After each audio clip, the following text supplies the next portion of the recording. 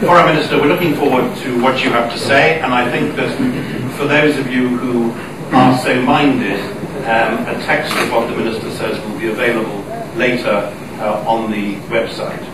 Minister. Thank you.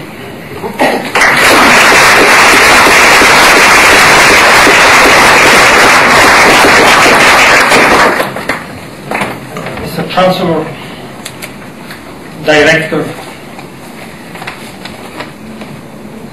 first of all, let me say that Oxford is not exactly the right place for my terrible English, Globish English of foreign ministers. And I'm sorry. I hope you will be patient, that I need to improve my English and I need to test. You have the dictates. Thank you, Mr. Chancellor. I'm honored to follow such prestigious speakers. And while I hope to remain in charge for the next 4 years, it's always difficult in Italy, but I think that we need stability in order to achieve the difficult goals that I had on which I had to speak during my speech. Let me start by quoting a passage from the Berlin Declaration marking the 50th anniversary of the Roma Treaties. We have a unique way of living and working together in the European Union. This is expressed through the democratic interaction of the member states and European institutions. Yes, the democratic interaction between nation states and common institutions has been the key for the EU's unique evolution. The European project was not only an ambitious idea, but a truly great success, exactly because it managed to harness the ambitions, the skills, and the best historical legacies of each member country in pursuit of a set of common and open-ended goals. Essentially, this has been the European unique way of overcoming old-style nationalism. The problem that confronts us today is of a different nature. The challenges are no longer just intra-European, but have become global. Therefore, the question we should address is clear-cut. Will an organism created under a regional logic be capable of meeting global challenges? In the abstract, the answer is simple.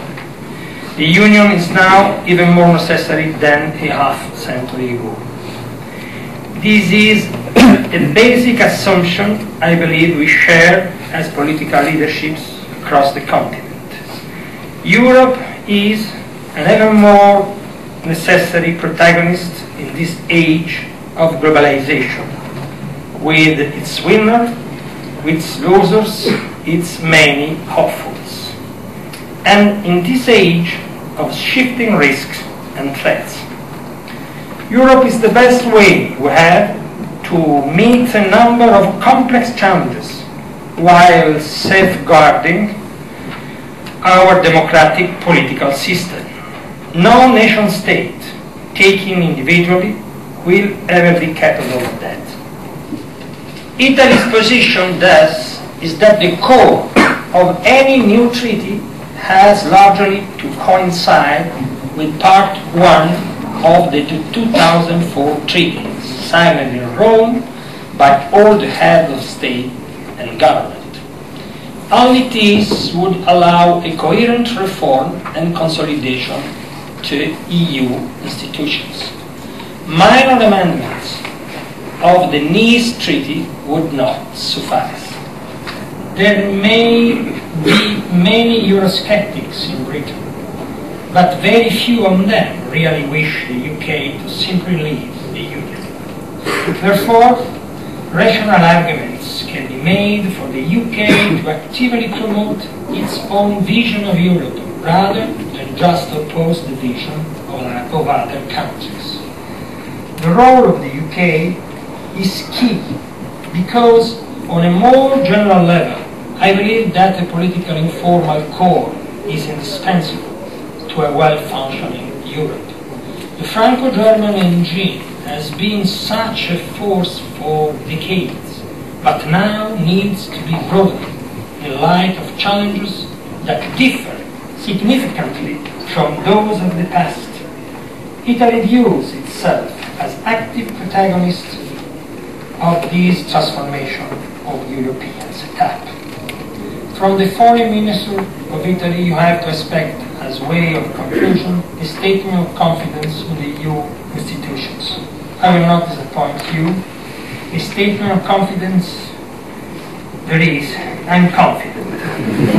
But I'm confident. I think that the pause of reflection was useful. And everybody understands that we have to move. I had the experience of the European Council at 15.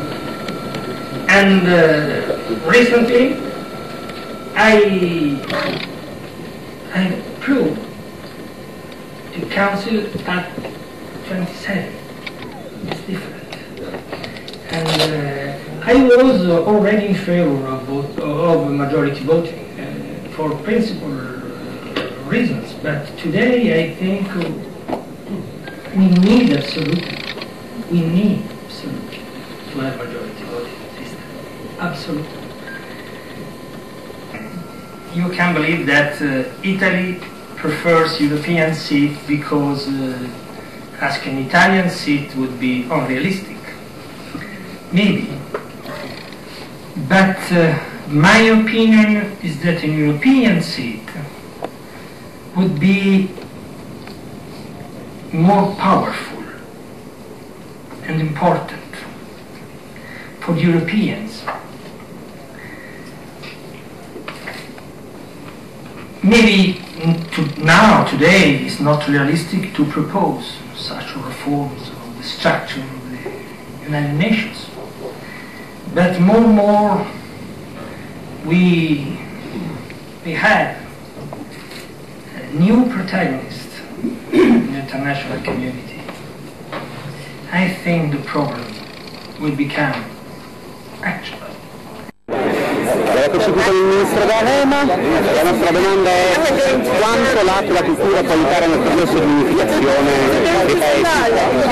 Guarda, io la invito a Roma, c'è una mostra straordinaria nella quale ciascuno dei 27 paesi ha collocato un'opera d'arte significativa della storia dell'arte di ciascun paese europeo, ed è veramente un viaggio attraverso la civiltà europea che dimostra anche quanto siano profondi i collegamenti tra le diverse parti dell'Europa e tra i diversi momenti della nostra storia.